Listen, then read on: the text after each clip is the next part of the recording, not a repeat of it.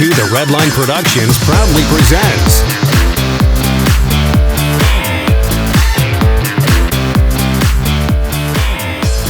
today's 2 The Redline review was made possible in part by Hey YouTube.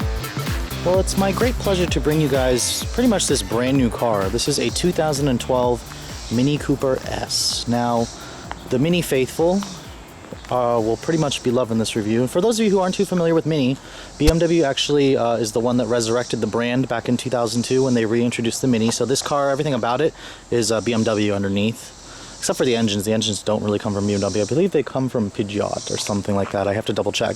But this is the current generation. This generation has been out since 2007. So it's probably in need of a redesign soon. But this car still sells really well, despite how old it is. And it's still a really nice car. I mean, the car literally is a fun little go-kart. Now, I have shown you guys a video on an 07 Mini Cooper, which was the first model year.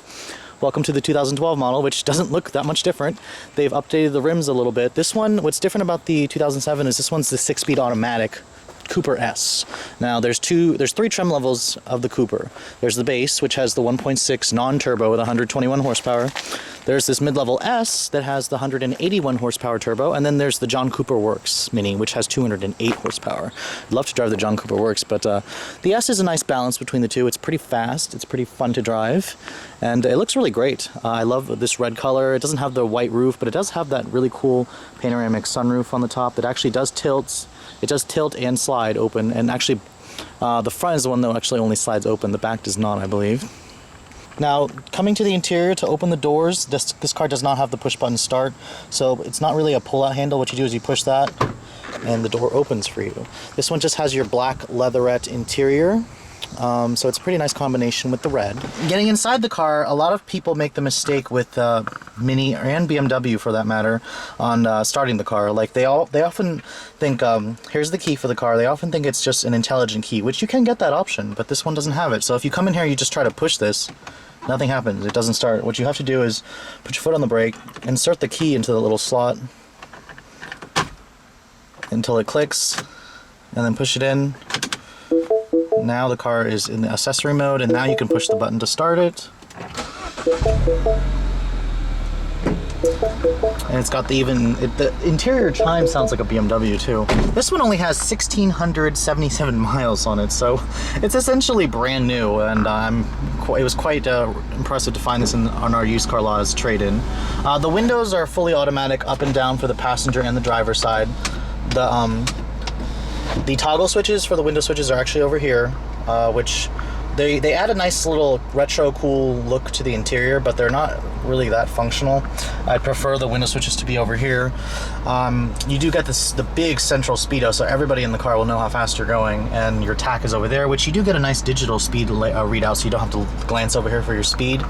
The rest of the interior for the Mini Cooper is actually pretty nice, considering, but I expect it to be considering BMW owns and builds this car, and it's pretty expensive when it's new, fully loaded. The dashboard is this soft touch material with a nice graining right here. Hard plastic here and hard plastic there, though. And then it's got this weird plasticky material that's supposed to, I don't even know what it's supposed to simulate, like a checkered flag. The glove box is right here. It's a pretty decent size considering how small this car is. Your climate controls over here. This one does have the automatic climate control system and heated seats, and then the panoramic sunroof, which you open by holding that lever. It's not automatic, so I'm a little disappointed it's not automatic, but it does open fairly. It gives you a huge opening and really brightens up the cabin. It even goes to the back seat as well. The one thing though is this sunshade. It's kind of just a mesh, and in the bright sunlight it can get a little hot still. I kind of wish they gave you a full sunshade to block out the sun. This one, like I said, comes with the 6-speed automatic transmission with a manual mode, and it's a fantastic transmission. Not the smoothest shifting, but the quick shifting though, and the paddle shifters work really well on this car as well.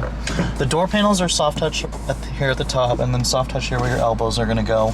You have your little mood accent lighting in the interior. One of my friends actually has a 2010, and the mirrors, they do power fold in and out, which I don't really think is necessary in a Mini Cooper. This car's already the size of a golf cart as it is.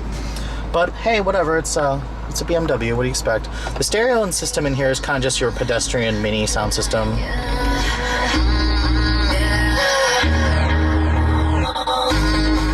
nothing too special. You can upgrade to like the Harman Kardon sound system that is offered on BMWs, but the controls in here, they're kind of shoved together right here. It takes a little bit of learning. It's just, if you're used to BMWs, you'll pretty much get in this car and you'll know how to use it. I'm not really used to it, but you have this little tiny storage compartment here, and I'm not sure if there's an auxiliary. Oh yeah, there we go. Your iPod and auxiliary input jack is back there, so it's kind of buried underneath there. It's a little hard to see. Now, the back seat in this car is just comical. I'm not even gonna try to get back there, but you can see that's with the passenger seat all the way back, and there's no legroom back here. So this car is mostly a two-seater. Not even children can fit back here.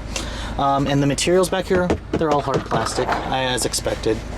Although the Golf does give you soft touch in the back, so I'm a little disappointed that this is a BMW and it doesn't give you soft touch in the back. But nevertheless, if you want a Mini that actually can seat 4 people, go for the Clubman, because the Cooper is just too small. Now, the Cooper is a hatchback, so that does give you a little bit of utility, although the cargo capacity is quite tiny. Best to just leave the seats folded down and just utilize the entire back area, because there's decent space when you fold the seats down, and those back seats are pretty useless anyways, but when you have the seats up, there's not much space back here. But it is a hatchback, so I will give them points for that just because it gives you the extra utility.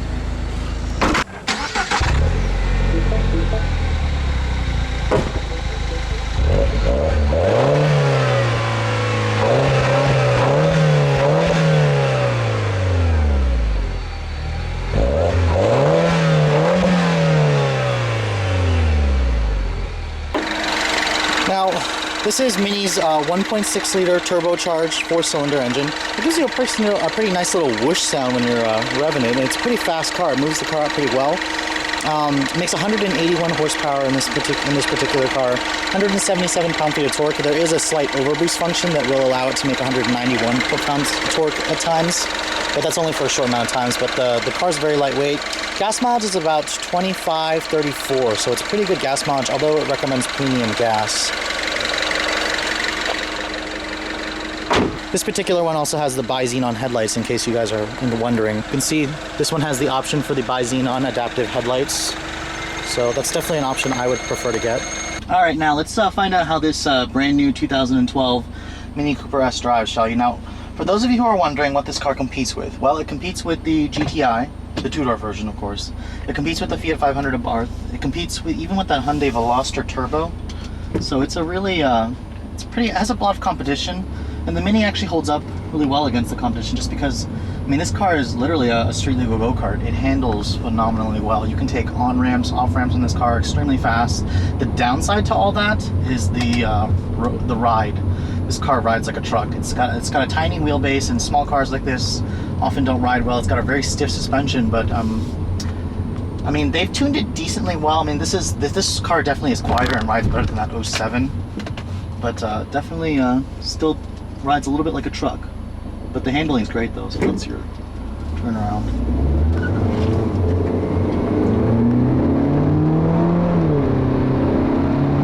You can see the automatic is quick shifting, and this car is front wheel drive and it will chirp the tires quite easily. I have no complaints really. The automatic is pretty quick shifting. It's not the smoothest automatic, but personally, if I was going to get this car, I would definitely go for the manual. The exhaust actually makes a pretty decent pop burble sound, and it's got these paddle shifters, push to downshift, pull to upshift.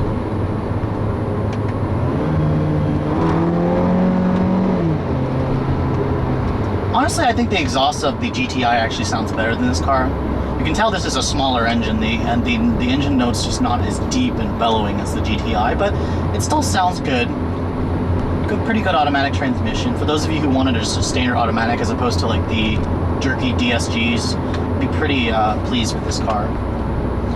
But nevertheless, this car is fun, and there's a reason why it still sells really well. I mean, every time people drive this car, it kind of puts a big smile on your face. So if you guys are in the market for one of these Mini Coopers, I definitely recommend taking a look at one. However, you probably will need to make sure that you're okay with the stiff ride that this car has. And it's pretty small, which is technically a good thing. I mean, this car will fit into little tiny parallel parking spots that most other cars would have to pass up.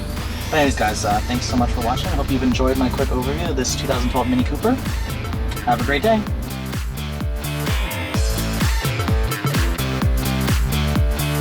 Yeah, here's some legal stuff for you. The views and opinions expressed in the following video may not necessarily reflect those of the title-holding automotive dealer or the entity they represent. All videos are filmed with permission by a professional driver on a set course with the collaboration and assistance of local law enforcement authorities. Do not attempt. Logos and brandings of vehicle manufacturers, dealerships, and online social media sites are the sole property of their respective representation used with permission. The To The Redline logo, soundtrack, and web resources, as well as all other associated media, are copyrighted intellectual property of To The Redline LLC. All rights reserved.